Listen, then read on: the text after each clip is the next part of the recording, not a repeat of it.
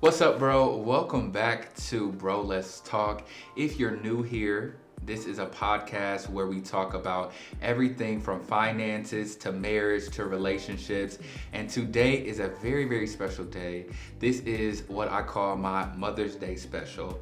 Not only is it special because we have a woman on today, but we also have my mother on today. So we're gonna get into it. We're gonna talk. We're gonna laugh. We're gonna cry. My mom is a crybaby, so be prepared for that. But we are gonna heal. And if you listen to the last season, she was on. She did one of the last episodes, I believe, and we talked about a lot of things. So I want you to go check that one out first before you listen to this one. Stop and go back. But if you listened to that already, here we are in part 2 as promised, and we're just gonna get straight into it. So, welcome. Hello, how are you? Thanks for having me. You're welcome. I'm excited. I'm excited for you to be here. You know how we talk. Yeah. You know how we are. So, yeah. Welcome to this space. We're in a new studio. So it's lovely. Yeah. I like this. I wanted to bring you back because, of course, we talk every day. Yeah. But I think that it was necessary. First, introduce yourself for the people that don't know who you are already. All right. Well, my name is Tryntje Larkins, and I am the founder of Beautiful Bosses. Can I tell them a little bit about that? Beautiful Bosses, which is, and excuse my voice out there, audience. I'm sick. I've gotten a cold within the last couple of days, so I apologize. But Beautiful Bosses is a women empowerment. So I like to be an advocate for women. I like to motivate them, uplift them, just, build them up, build their strength up. So one thing that I do for women is I have a girl chat live that is on during the week. It starts at 9:00. It's girl chat. And that's what it's called. And basically it's a safe place for women. And now men are joining in. They are. To come on, and we just talk about real, genuine, live things that has happened in our past, present, that they want to happen in the future. So it's a really neat thing, and I think that from my feedback, it builds up a lot of women. It gives them strength. I get a lot of feedback after, the live of how I help them get through obstacle situations. So I'm really excited about that because I feel good when I can motivate or make someone else, smile. Yeah, so for sure. I think it's super dope. I'm proud of you. Thank you. Definitely watching that start last year, right? Last year. What was that?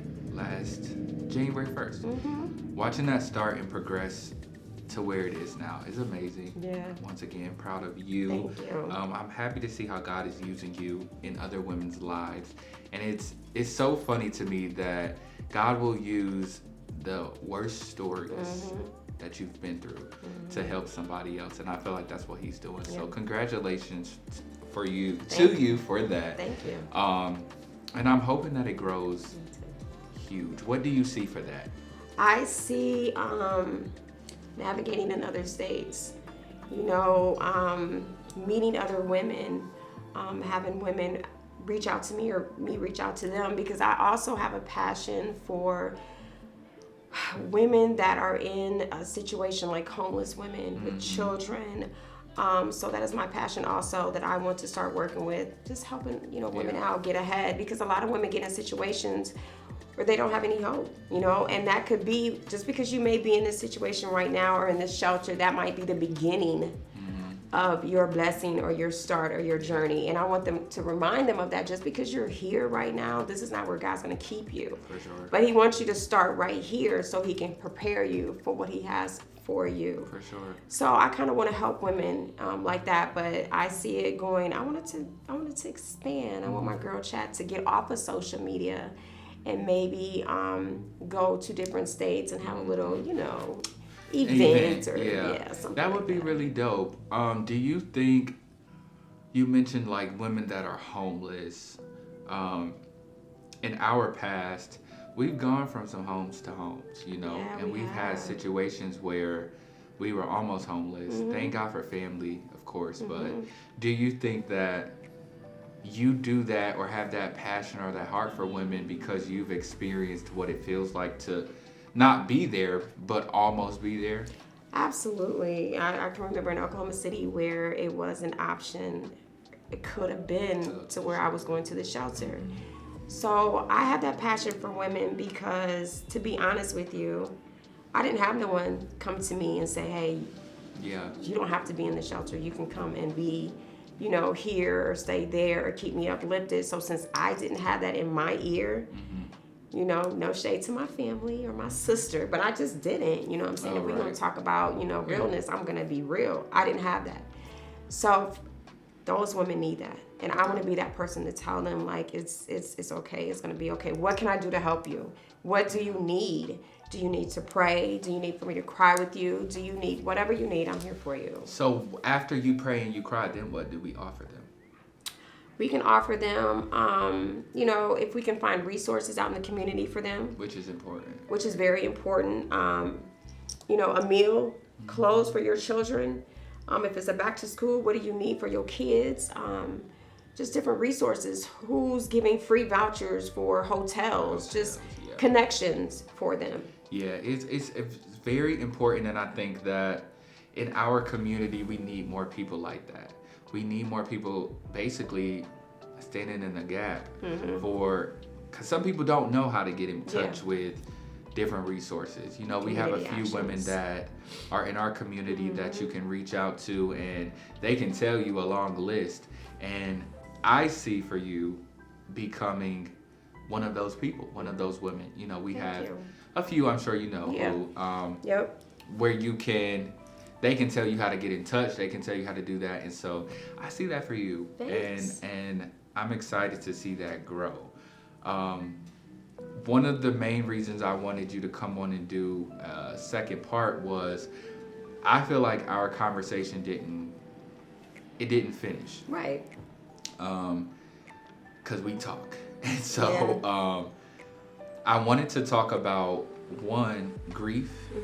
Like on your necklace there is my grandmother, your mother, and on the last part 1 we talked about Papa, my grandfather, a lot, and not in a negative way, but just talking about parenting and where people can miss the mark or whatever. First, how are you dealing with grief? How am I dealing with it? Some days I just try to block it out because I think about it every day. Do you? Every day, but I try to put it maybe aside.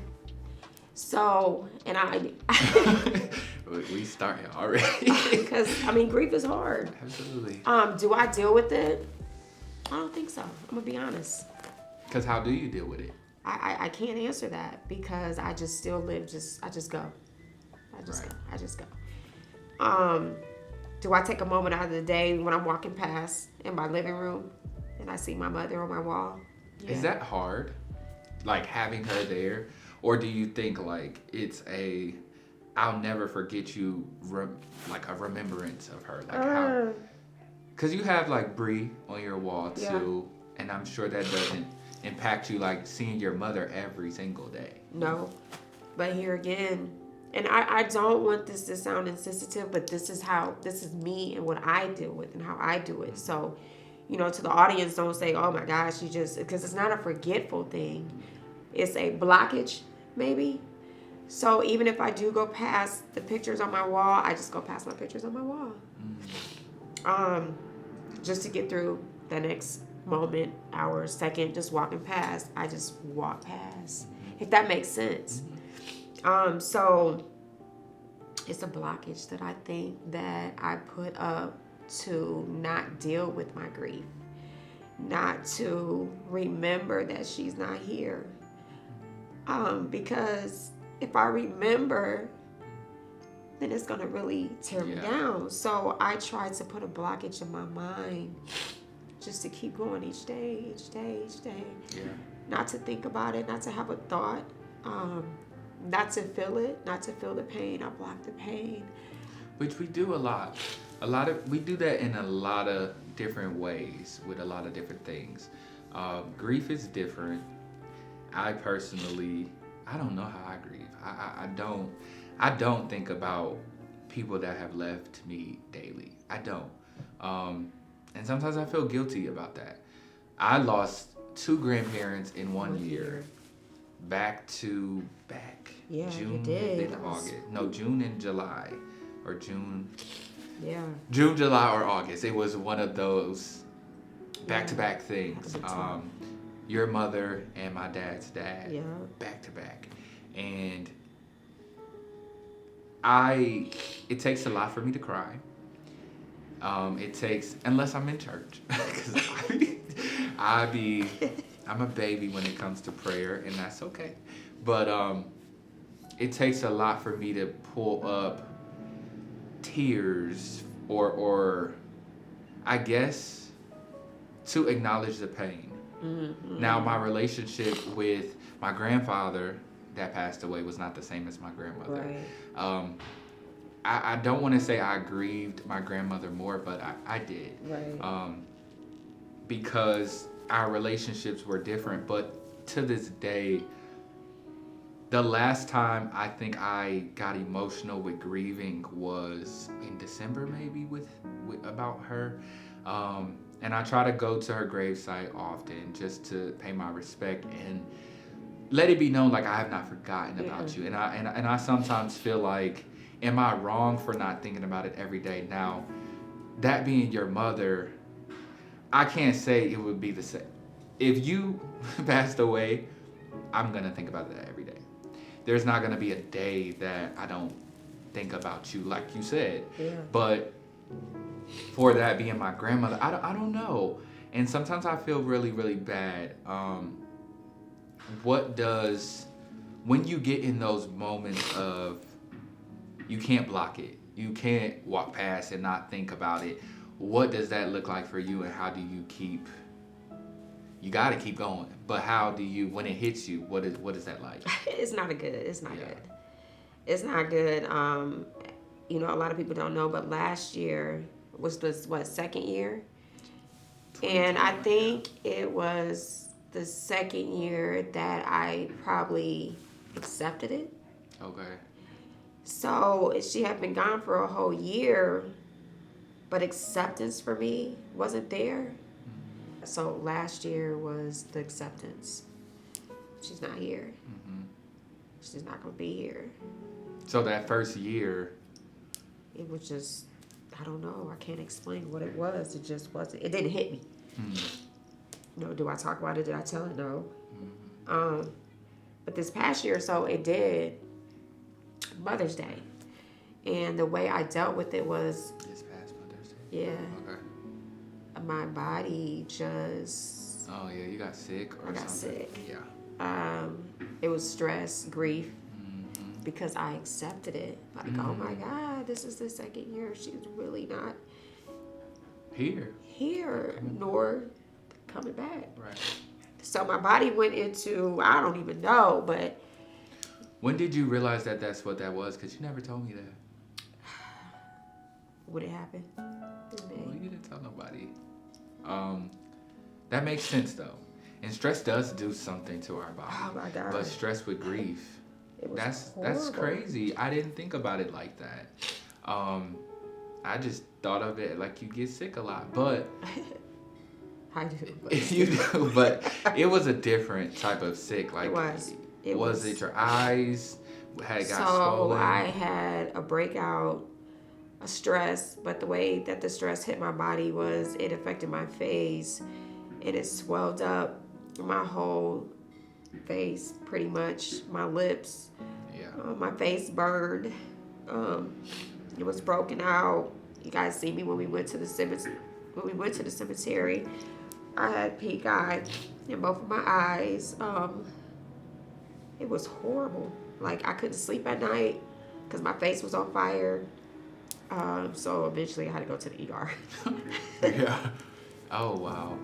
Yeah, it was pretty bad. I remember that like it was yesterday. You remember? I remember the pictures you sent. Yeah, that was really bad, and it's so crazy how your body reacts to stuff like that. Yeah. And people don't think that that's a thing, but it really is. Okay, so grief. It can do a lot to you. Do you think that there's ever an ending to that? No. But you accept it because you accepted it last year, and you just deal with it as it comes. Because that's how I feel my grief comes. Like, it will hit me like, boom. Yeah, but I have to be careful how I deal with it because I don't want to go back into a body attack or a stress attack. So how do you intentionally handle that? I don't know, man. It's about to come back around. It is. And by the time they watch this, it will be Mother's Day. So we're going to get you through it. I think my family, my children, you, my daughter, I think support will probably help a lot. And your life looks different now. Yeah. With your support system. Yeah. It's grown. Okay. So that was grief. I want to talk about the deep thing. Because as we talk about grandma, last episode we talked about parenting. So that's kind of why I wanted to put her in there, but also just pay respect to her because she's no longer here with us. Don't want to bash, with parenting or anything. But we talked about the way that you were parented and how that kind of slipped down to your children. But we never talked about my experience and our relationship. Nowadays, people look at our relationship and think like we are really close. And I love that for us. And we are. Yeah, we are. We get on each other's nerves, but I love you, of course. I love that. And some people would be like, why are you telling your mom that she gets on your nerves? I think that is very... Kids get on parents' nerves, and parents can get on children's nerves. And that's kind of just our relationship. Like, I don't feel like that was me being disrespectful at all. I don't feel that way. But I have to say that because some people might not, look at it like that. But I think it took a long time for me to get here. I feel like we've always had a closeness, but there's been a lot of turmoil, especially between the two of us. And I can tell my reasons, and then I definitely, want to piggyback off of each other. But I often talk about my dad, and I talk about what he did and did not do, and all of these things. And I'm really tired of talking about that story, because I'm trying to get to a better place with that and heal. Yeah. And if you keep talking about it, you're not gonna heal. Yeah. But, once you've healed, you need to stop talking about it. But I rarely touch on the negative of you. And I was thinking one time, like, is that fair? But I try to protect what I try not to bring stuff back up because you're no longer there. We've talked about that. We've had those conversations, and it's just like, well, we're close now. So honestly, and I don't think I've ever said this before out loud, but it's kind of like a protection thing. It's like, put all that in a box and lock it and leave that over there. But you're willing to talk about it. So, we're going to take it out and we're going to put it back in when we're done. Because sometimes when you have conversations, they can rekindle some feelings and stuff like that, and that we're not there. I think for me growing up,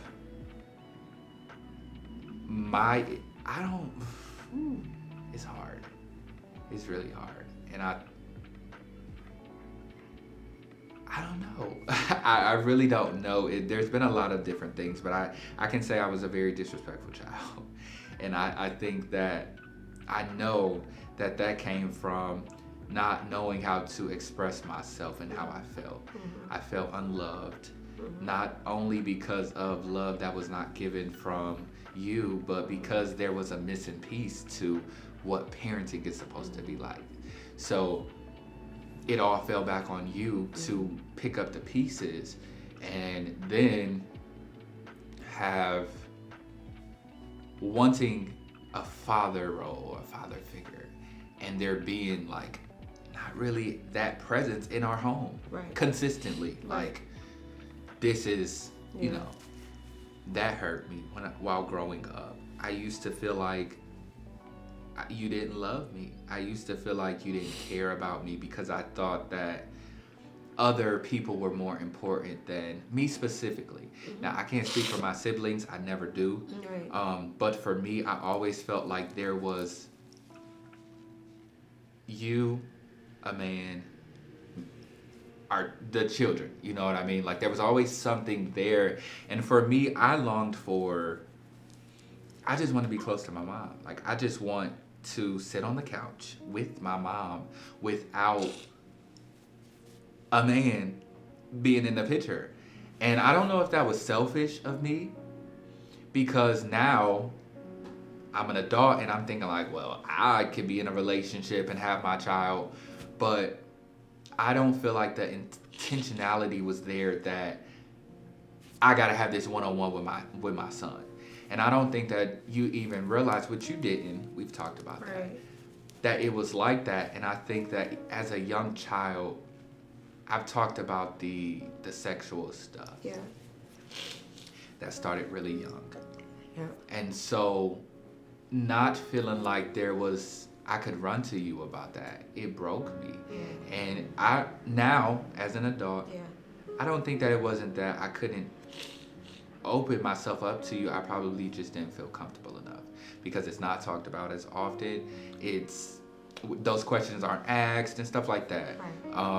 Dealing with some of the identity issues, just a lot of stuff that I went through. Not getting affirmations. And what I mean by that is, you're great, son. You are blah, blah, blah, blah, blah. All of these things that we do to our kids now, not receiving that as a child and then going through this and then keeping this a secret and then doing, it was all too much. And so I think the disrespectful side of me came, and I didn't disrespect my dad, but I was scared of him, which is no better. That's not good. But the disrespectful side came from, you're my mother. You should know this stuff.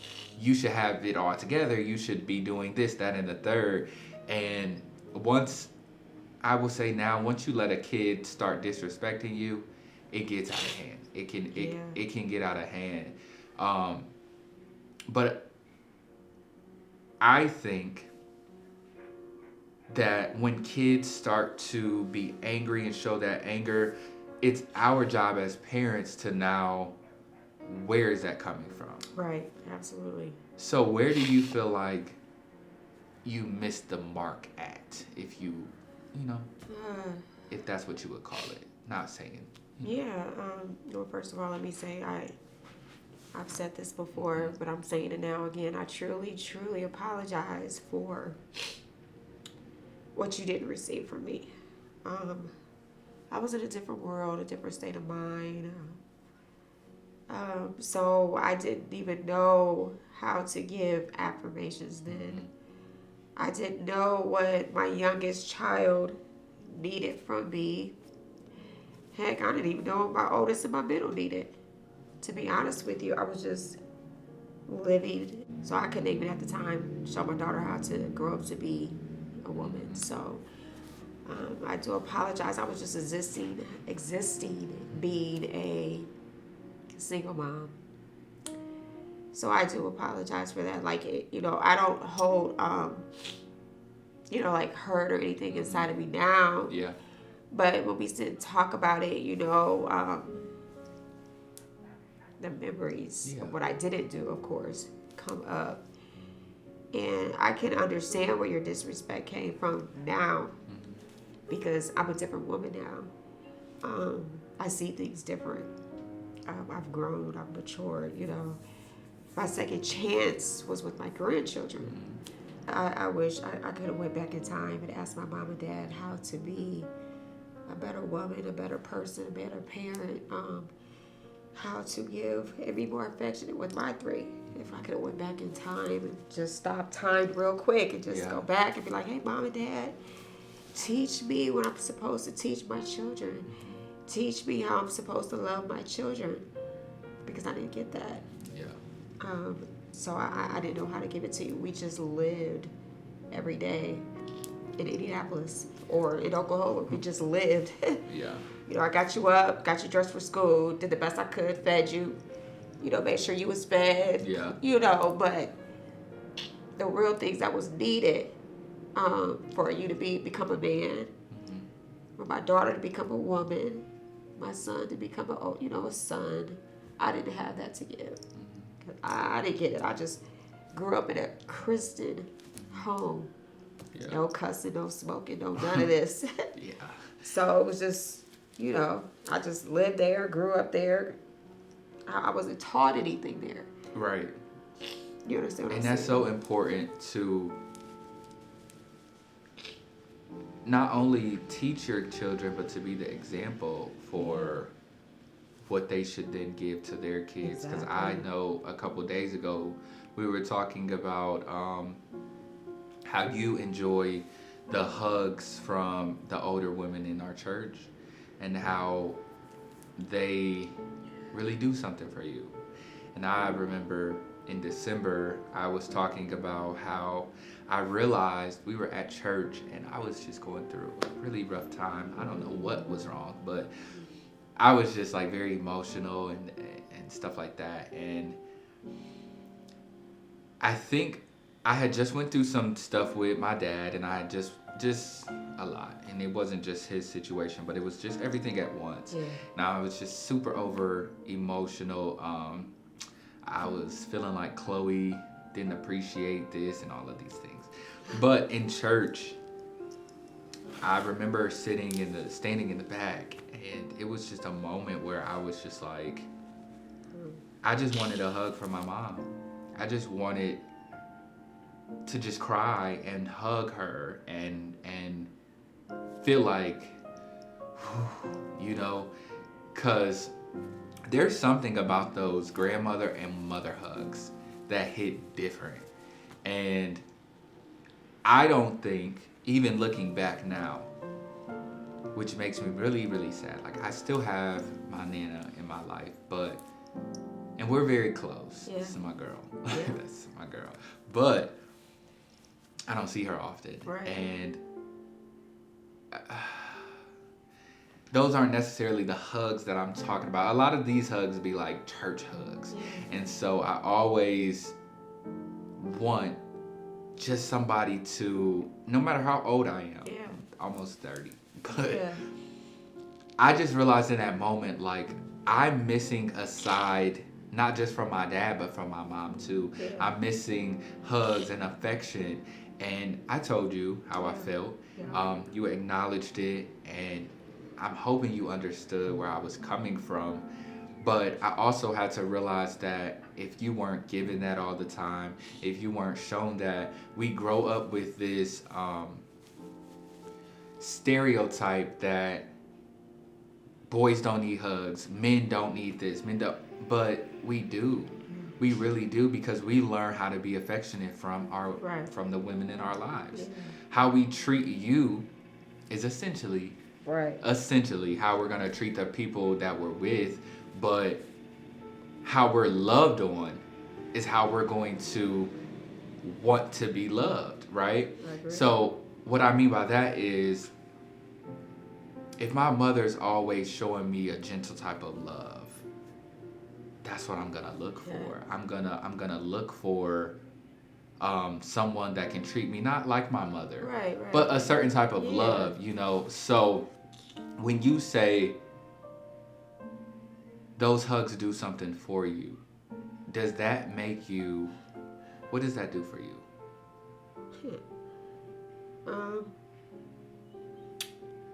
It just reminds me of the hugs that I did get from my mom. Yeah. It's like I'm a child again. Yeah.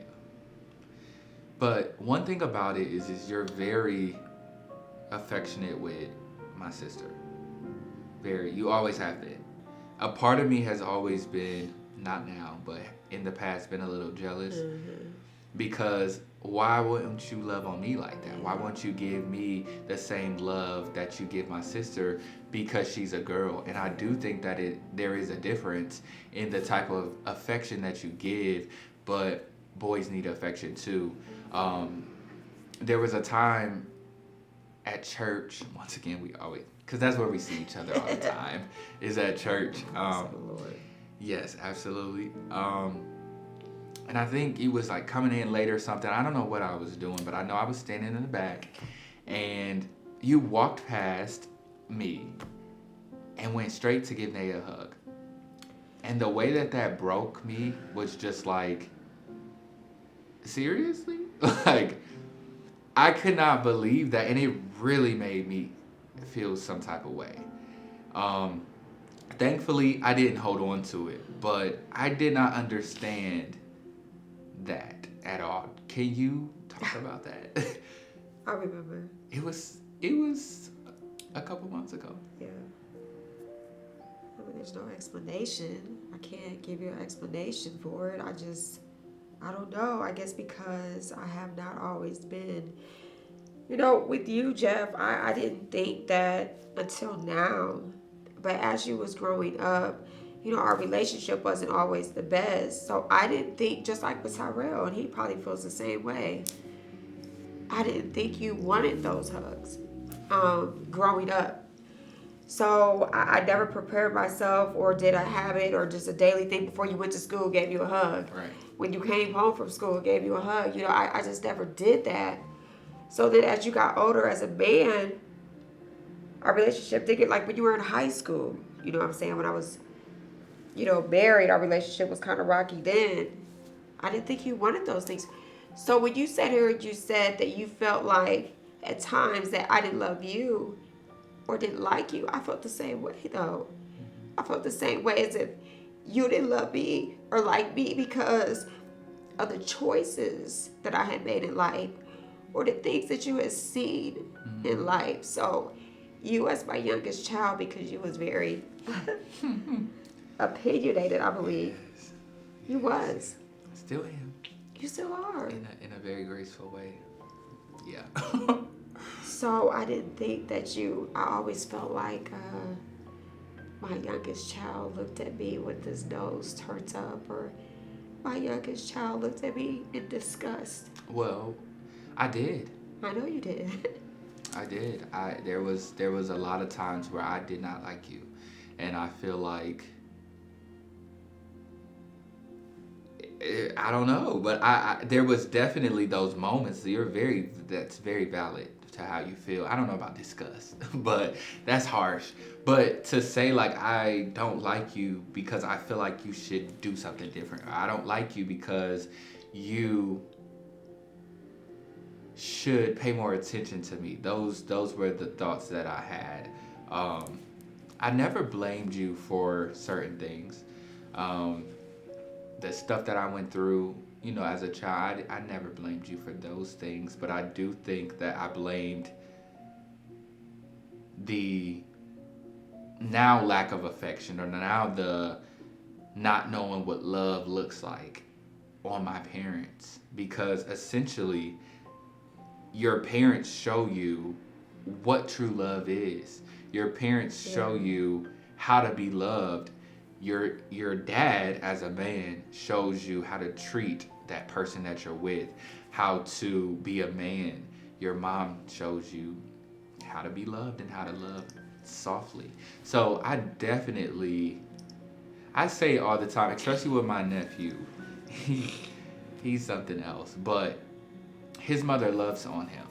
And sometimes I'd be like, he's a boy. But I catch myself saying that because people would have said that when I was younger. People would have, don't love on him as hard because he's a boy. And I'm not an advocate for that. I brought that up because we're being vulnerable, and that was something that hurt. Yeah. But also, like, it really hurt. And at my big age, it stung. Like, dang, are you kidding me? Like, it's weird. But I brought that up because it shows how what you receive growing up, how it transfers if you do not stop it into your adulthood and then to the next generation, and how it does that. How do you think you go about changing that?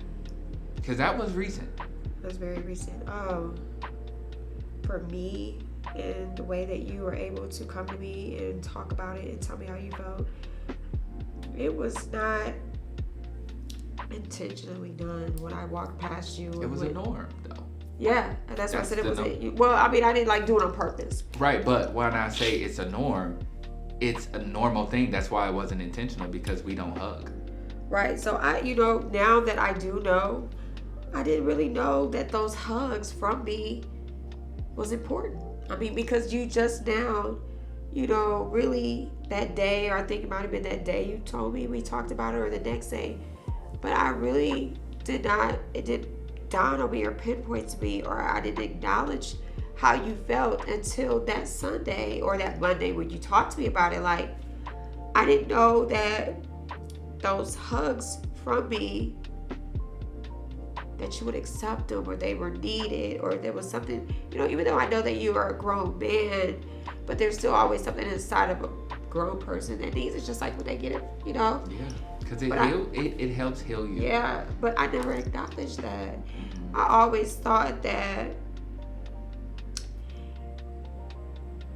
I guess, giving you affection just wasn't either needed or accepted from me, or Yeah, well, it was. I love that you said that you didn't realize that until I said that, because that shows how important it is to vocalize your feelings. That shows how important it is to embrace how you feel, because if I would have just ignored that feeling, still wouldn't know. You wouldn't know. And I think I talked about that in an episode before, that sometimes we feel a certain type of way against each other, towards somebody, and they don't even know, because you never vocalized that. I just went through a situation like that in my family where somebody's feeling some type of way towards me, and I'm like, where is all this coming from? Right. Why didn't you tell me that? And so I'm happy that you said that. That's another point that I want to make clear, that in family dynamics, for sure, specifically, it's important to tell how you feel. It's important to not hold a person hostage to how they used to be, right, or their norm, and allow them the opportunity to break that, right, allow them the opportunity to grow. But you have to vocalize how you feel, because nobody can read your mind.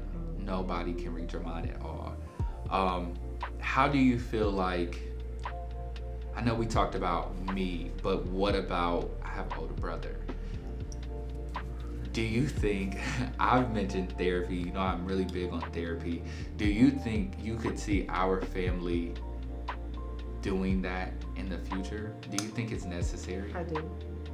Yeah, because I know my oldest son has some deep thoughts and feelings and pain and hurt and disappointment and things that he just won't forget, can't forget, won't talk about.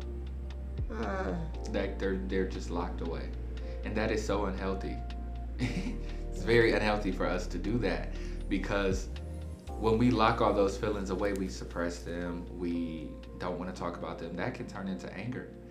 And that can turn into a person not knowing how to love or receive love, or a lot of different things. It's never good to suppress your feelings. I've mentioned therapy before, but I just feel like everybody has to be on the same page when it comes to that. Right. And everybody has to be at a point where they're able to be accountable for their own actions. And when I think about family therapy, I never wanted to be you did this, you didn't do that, a bashing type of situation. Because we've had this conversation before, and at first when I was thinking about therapy, I was thinking well, dang, it's all gonna be on her. But I think for me, my therapy would be with the family discussing our faults and our oughts against each other as a whole. Not just, mom didn't do this, mom didn't do that, but to my sister, to my brother. Don't have many with my brother, but me and my sister have had an up and down relationship, especially the last few years. And in families, especially Black families, we either push everything under the rug, or we don't talk to each other because we don't know how to talk to each other. Exactly. One person wants to yell, the next person's gonna cuss, this person, and it just becomes a big thing. And so that's why I've always thought therapy would be such a wonderful thing, because in therapy, it's more organized. Yeah. It's more, let's get to the bottom of that. And I think that a lot of us, we go back and forth with each other, but what's the end result? And I think for me now in my life, I'm looking for how can we make this work? Or are we gonna make it work? Or how can we get to, like with the situation I just had, our relationship may never be as what it was before, but we have to deal with each other. We do. And no matter what, because you've been in the middle of some of those arguments with me and my sister especially, or not my brother, but just family stuff. Do you ever feel pressure within those situations? I do. I hate it. I hate it. And before you answer that, I would have to imagine that siblings arguing is a terrible feeling for a parent. Or are you the type of parent that's just like, I'm stepping out of that's on y'all? Oh my goodness. Because of the dynamic of our relationships, be it yours, be it hers, and then me and Tyrell, but between you two, because of the closeness that we do have, it tears me apart. I hate it. I think years ago, I probably was more damaged than y'all was arguing. Now, because I look at things different, I try to find my peace. I just, look, I'll tell you, y'all listen. You know what I mean? Because I feel like I was back and forth. You know what I'm saying? Well, me and my son, we cool, we close, we talk every day. Then here's me and my daughter, so it's just like, because it kind of turns into like a friendship type of group y'all pulling me on each side, right? And I'm just like, I can't, be on your side, on her side, or Well, to be honest, I think as I grow and mature, there shouldn't really, especially when it comes to families, there's no side. There's no side. Because nobody wins when family feuds. Nope. Jay-Z said that. But nobody, it's true. Because you hurting, I'm hurting. Now we arguing, we loud because we both hurting. Yeah. And with me and my sister, we can get loud. Yeah, it can get very nasty, bad. But very I bad. think that's because those deeper rooted situations that you don't talk about and you just push them to the side. And then when it's time, it's like, because we're kind of like, the same at times. Like, we gonna stand our ground. Like, I said what I said, and boom, there you go. And so when you release two people like that, it's like, and then you're in the middle. And but it's always been that way. Always. But what I think is different now, because we just had a situation like that, what I think is different now is you do seem to be more peaceful with it. I'm just out of it. Because... And I noticed that, so I want to give you your props for that, because I'm like, oh, you're pretty like, okay, y'all gonna listen or I'm gonna hang up. I love that, because I used to feel like when me and her feuding, you on her side. I know you did. And why you acting funny? Yeah. Now you don't even want to talk to me because you with Naya, blah, blah, blah, blah. And I don't feel like that now. Yeah, and I want you to. Thank you for that, because now I think that comes with maturity, because I mean, if you don't talk to me because you with, which you don't, but it's not going to affect me like it used to. But I just wanted to acknowledge that you don't do that anymore. Thank you. How did you get to that point? Like, Jesus or did did you? it. No, for real. I have gotten where I am now with a lot of different situations, just like because I was in the car. Yeah. And I'm just like, look, I'm just, y'all work it out. Yeah. You know what I'm saying? That was that last one that y'all just had. Yeah.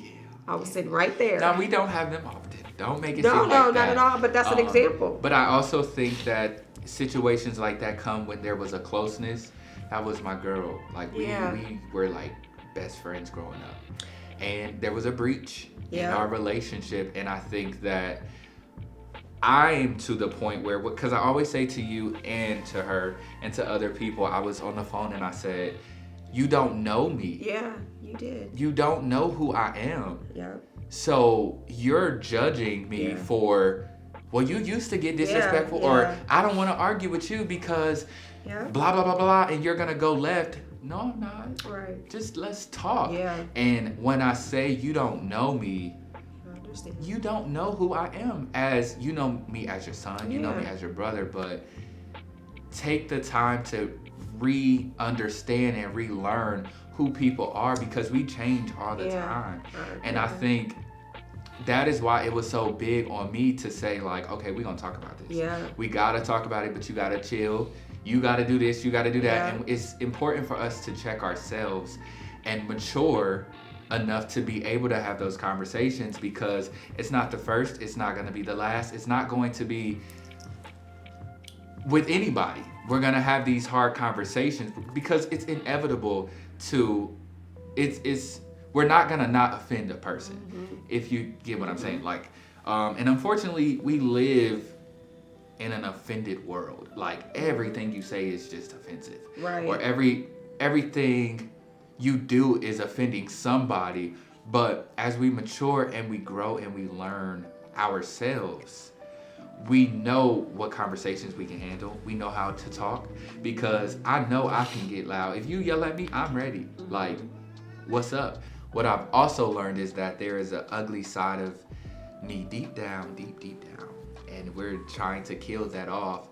And I think that my love level has changed for people, because in the past, what's up? Like, okay, you gonna say that? I got some words for you. Like, I used to intentionally hurt people with words, because words are powerful. They stick with you, and you can fight somebody and them scars is gonna go away, but you're gonna forever remember what I said to you. And so now I don't like to get into arguments, because I don't want to intentionally hurt nobody. Just leave me alone at that point, because now I gotta go back. Once I say what I didn't want to say to you, I gotta deal with that. And I've become such a sympathetic person now. I feel like I got soft. Because if I wrong somebody, it tears me apart. Like, I will apologize, because I'm just no longer that person. That is true, but I do want to say this. Something that I admire about you is when you know that you need time and space from people, you just don't go off on your own. You tell me. Y'all don't know if you really tell Naya. Well, you did tell Naya. Well, I did in our But message. you say, look, I need some time and space to myself. I need to just be alone so I can regroup, refocus, restart.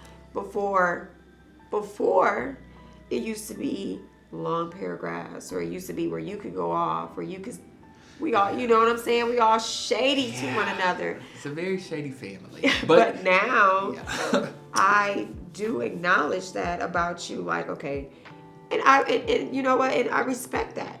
So here, I'm going to just not call for a couple of days. Yeah. I'm not going to text for a couple of days, because this is what he needs to get myself together. And I think that because our relationship is so close, sometimes those, like last year, we had a blow up in my kitchen, and I found myself yelling because my emotions were so high, not realizing that was, and I did not realize that it was May. You were grieving. So before, like you talked about in the beginning of this, you were about to go into that season that you just, talked about. I didn't realize that, but we was working for each other, working with each other, talking to each other every day. And I'm just like, okay, it's too much. It's just way too much. And I think that when you deal with a person all the time like that, it's inevitable to get tired of some of those relationships. And so I said, we can't do the working together right now. We can't do this because I have to focus on my mother, not my business partner, but my mother, not the employee, but my mother. And we did take some time apart. You quit on me, but that's all right. And I think that because she was my assistant, a wonderful, wonderful assistant, and sometimes she will step in when she needs to, but it's no pressure now. And I learned that I no longer wanted that either, because I'm not crying, it's my nose. It's my nose, but I learned that there's a certain type of way I deal with my employees. I don't want to deal with my mom that way, because I'm hard on my employees. I want them to do, and not, you were a great employee, but I just felt like it was time for both of us to just separate in that area. And somehow we ended up working back together, but now we are partners versus being an employee and a boss. Right. And I like that dynamic better than both bosses. Yeah. And somebody asked me that a while ago, like, well, your mom don't work for you no more. And of course I didn't go into, she quit because we got into it, blah, blah, blah. But my response was, she's elevating. And a good boss, a good leader, I feel like I've definitely helped you, like, in a mentoring type of way. So I feel like a good mentor is okay with, like, pushing that person on and saying, no, you're no longer my employee. You learned stuff from me. You did this, you did that. And now it's your time to shine. And I'm big on that. Like, no, you can't work for me. You can't, and it's never nothing bad. I've had family that I don't want them to work for me no more because they late, they don't show up, they don't do this, they don't do that. But I think it's so important in family dynamics to, I said all that to say, boundaries. Establishing, I don't need to talk to you about work, then I gotta talk to you about being my mom, then I gotta talk to you about that event. It's all too much. It's a lot. And I see you at church, and I see you here, I see you there, and it's just like, and I think that, like you said, vocalizing, I just need that space. I am big on that with everybody because I've come into loving myself more and really, as much as I do on a daily basis, like, I be exhausted, and sometimes lifting up that pressure of, I gotta talk to her, I gotta do this, I gotta do that, with even friends, it goes a long way. And I think that instead of just going off the deep end and shutting you down and like, now you like, what's wrong with you? You haven't answered my phone calls in days. Vocalizing, hey, I just need time. It's not you, and it might be you. But I want to take the time to figure out how, let me see how I want to say that. Not only do I need to take space, but I need to take time to figure out how I want to come to you about something that you may have done to put a breach in our relationship. Case in point, in January, there was like a comment, we've talked about that, at the photo exhibit I was in. And I felt a certain type of way about that. And I took a couple of days, but before Sunday hit, I made sure that we talked about that, and we were able to move past that, and you apologized, and it should be a vice versa type of situation. If I say something to you that offends you, because one thing I know about myself is, and I'm learning, I'm still trying every single day. Things that hurt my feelings may not hurt things that hurt your feelings don't hurt my feelings. So if you tell me I don't like that shirt on you, I'm gonna wear it anyway. Now you still gonna wear it, But I've learned how it affects you in a way. And I was thinking about that the other day because I mentioned something that I did not like that you was wearing or whatever. And I'm like, dang, did I just speak too soon, or did I like, is that just Jeff being Jeff? But what I've learned is like, that's not always okay, because she liked that. She gonna still rock it. But I love that because that's confidence. That's somebody, when a person says, I don't care what you think, in that way. No, it came a long ways. I need to put some lip gloss on. Yeah. Like, hold on. So yes, as you were saying, it did used to bother me more so because I always wanted your approval. Isn't that weird? It is weird. But now I could ask, or you. But you ask. My thing with you is, why ask me if you know I'm gonna have something to say about it? Like, why? Because, I mean, you gotta like something. And I do. And my way of complimenting people, you'll know when I like it. So, but now I may ask, I may not ask. You still ask, but I see a difference in how it doesn't. changes. Yeah, it doesn't bother me like it yeah, used you to. can tell when it bothers a person because they'll go and they'll change. Right, and I've done that. You know That's what I'm saying? crazy. But my mother, I know, right? And being your son, people would look at that like that's very weird. It probably is. It is weird. But because why would you want validation from your youngest and then again, child? it's like, okay, my children always, well, Mom, you're not about to go out the house looking crazy type. Yeah. You understand what I'm saying? Especially so that's the way. Yeah, you and Naya. So that's, okay, don't wear too solid colors or, something to that extent. So y'all gonna always keep me together on the right path because you know my style. Well, why did that change? Because if we're telling you that, then it's obviously something we're not feeling. But because now that it's changed, because I've changed. I don't care about too many people's opinions anymore. Even your kids. Not even my kids, because if I like it. Said that low. Yeah. If I like it, you know what I'm saying, I cannot go off of people that's being opinionated towards me anymore. Yeah. I'm a boss now. Yeah, I was going to get to that because I see it all like coming together. Yeah. And while you were saying that, I was thinking like, that's boss behavior because now you're confident in yourself. Yeah. Yes, I want opinions because I'll ask. I don't ask often.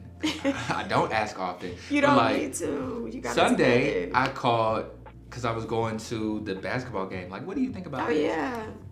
If you would have said, I don't really like that, I was gonna wear it anyway. Exactly. But sometimes we do need that extra, like, oh, that looks good. But for you specifically, I definitely see a change in confidence, and that's a beautiful thing because first episode we talked about how you used to lack that, how you lacked high self-esteem, and I think that it is a journey to get to. How do you think you got there? I got there first of all with a lot of support. Let me start there. With a lot of support. From who? From my family, okay. My children, basically you and Naya. Tyrell, he taps in every now and then. Yeah. But when you have children that is giving you confidence or telling you can do this, or you being so tough, you know what I'm saying, and making me learn how to do Canvas and stuff like that. Canva. But pushing me. Yeah. And then finally I can make a poster. Like, you know what I'm saying? So that's like, still working on it, but we're getting there. I'm getting there, but I'm better than what I used to be. Absolutely. So that, it kind of hypes me, makes me feel good. Like, okay, I'm getting there. And you know why I do that? I think I told you no a couple months ago. Yeah, you did. Just straight out told me no. Straight up said no, because for one, it's a lot to do the content. I know. And then, well, I could have did it. I could have done it. And real quick, like really in 5 quick, minutes. Less than that. Exactly. But if I keep doing it, you'll never learn. And you'll always feel like you'll always be like handicapped to, well, I can't post this because I'm waiting for Jeff to do this, or I'm waiting for, and I don't like to wait for people. I don't want my mom waiting for nobody. And so I feel like if I see boss quality in you, that mentor type of person / with your son is like, you got it, you do it. And I have to keep releasing you into doing that, because if you want more I can't babysit you. I can't enable you. So do you feel like that confidence came when you created the business or before? I was set up for it. And so, you know, I had to change myself and change things within me. Well, I didn't change myself. God changed me. God stripped me of a lot of negative, little nasty, dirty stuff that was within me as a person. So once he stripped that, I was more, now I can walk up with confidence. I can walk with strive. I can walk with, I can walk with a lot. You know what I'm saying? With strength. But you've always been a strong woman. You know, I've had my times, but I can walk with my head up now.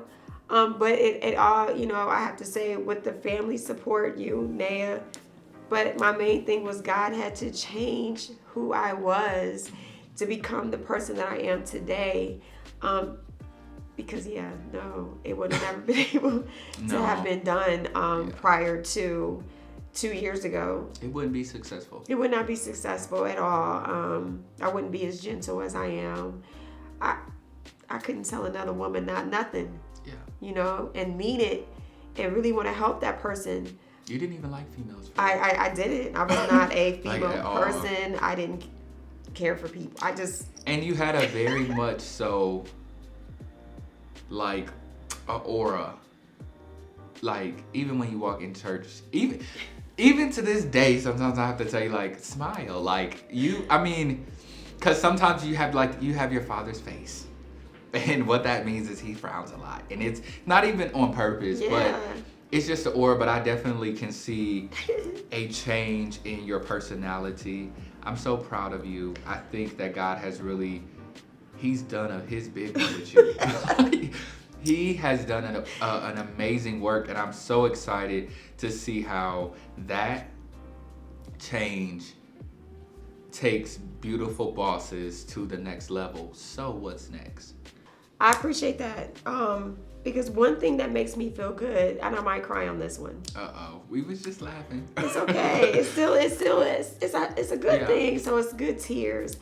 But one thing that makes me happy and makes me joyful, and then these tears are happy tears, is that if anybody else in this world, I could care less about anybody else in this world, but to know that my children can see that change in me from where I used to be, how I used to be when we lived in Indianapolis, how I just wasn't there. I wasn't focused. I didn't see. I just wasn't in alignment with my family, with my children. Because, you know, people can look at us today and just think, oh my God, their bond is so good, or they were just such, but they just don't know our story. They don't know, and then we don't really show it. You know what I'm saying? We don't. Well, you shouldn't, and I think that's a positive thing. I don't think when I see family members online arguing, that is one thing we do not do. I don't do that with either side of my family because our struggles don't show. We're not trying to do that. No, our struggles don't show. So what makes me happy, so I really, really appreciate, and that's just going to stick with me, that you see my change, that you see me walking as a different woman, you know what I'm saying, as I strive, as I walk, you know, you see me totally different. And if that comes from anybody, that is so grateful. But wait, because I was going to give something to that. It also comes with what people would think as a judgment on the flip side, but like, for me, when I feel or see some things changing, I find myself playing the person that's like, what's going on? Like, that's not right. And sometimes I have to check myself because we do have to have boundaries now. But even when it comes to like a spiritual thing, nope, we got to check that because this is how I see it. Yeah. Your elevation with Beautiful Bosses is connected to that change that God gave you. And so I am very much so with nobody else, well, other people, but specifically you. When I see things altering or when I see you kind of veering to the left or the right, I'm like, what's going on? Whether it's spiritually, because we're connected. And so I can see, when them tears is extra heavy, or, when something is changing, or when you're dying down. And that is important to me. And I feel like it's very important to observe.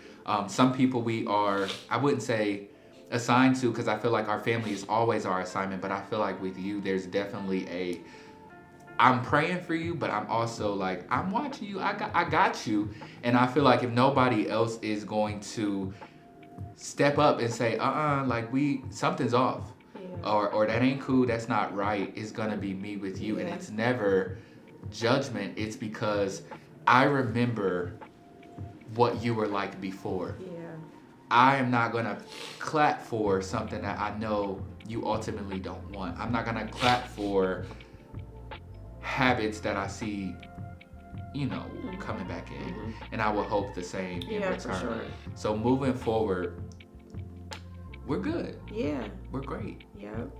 There's room for improvement always. Yeah. We're going to go to therapy as a family. And we're going to continue to mend the brokenness that is there, because I believe that God can truly make all of us close. Yeah. At these big ages. But I was not open to that at first. But now I feel like it is possible. Last words, what would you tell a mother that, one, may have not forgiven herself, two, was not there for her children as she should have been, and three, final, how do you move forward from that? Okay. The first one was... The first one was forgiving yourself. Okay. To a mother, you have to be able to forgive yourself no matter what you've done. Because I think forgiving is also growth. I think forgiving is accepting. Okay, Mom, accept what we've done wrong. But we got to forgive ourselves, because now we have to find growth within us to make changes, maybe, to start healing. So we have to forgive ourselves so we can start healing. It starts the process. Do kids deserve apologies? Yes, absolutely. Absolutely. I don't care if it has to be more than one time. Let your kids know sincerely that you apologize for the things, because that's sometimes our setup in life, the things that we do is so selfish towards our children. And that's not fair to them. It's not fair because they want us to read a book, but we want to get dressed and hit the club. So we neglect to read them that book when we really should have, even if it took 10 or 15, 20 minutes out to read that book and put them to sleep and then go to the club. Yeah. You know what I'm saying? But pay attention to what your children want, because the world's not going to stop. Mm-hmm. Whatever's out there that you're trying to get to is going to be there. But if you miss and you neglect what's in your home within your children, that could be a lifetime of hurt for that child. For the child. And last, well, I feel like you kind of said it. Forgiveness. How do you move once you have forgiven yourself? How do you move forward? Well, you got to do a lot of praying. Yeah. You got to do a lot of praying, and you got to ask God to be able to give you the guidance and the understanding how to come to your children, how to understand your children. Communication. You have to find a safe place for your children to be able to want to talk to you about things that they've never ever talked to you about because they didn't feel that closeness. Yeah. So now you got to make them feel like, I'm here. I'm sorry I wasn't there before, but I'm here now. Mm-hmm. I can give you what you need now, even though that you may be a grown man. And this is what I'm telling you. But you got to make sure you apologize. And no matter what, you got to listen to your child, because whether they're a child, teenager, or a grown man, they still have a lot of hurt deep down inside. So pray with your child, talk to your child, and love your child. Absolutely. Well, thank you so much. This was a lot, but I'm so happy that we had it. Like I said, laugh, talk, cry. That's our conversations. I would not have had anybody else be on my Mother's Day special. I love you. I forgive you. Thank you. And I want you to truly remember to forgive yourself. Don't let that hinder your growth. I see great things in your future for what you're doing as long as you stay focused. Thank you. Thank you for being here. Can I give you a hug? Of course. Thank you. I love you. I love you too. I hope that you got something from this episode. I hope that if you're a mother struggling with forgiving yourself, that this helped you. I hope if you're a child struggling to holding on to past hurt, that you can go to your parent and talk to them about what they've done to you and how it hurts you, and hopefully that there is an end result in that. Family is very important and we need each other. So hopefully this helped you, and until next time, we are out.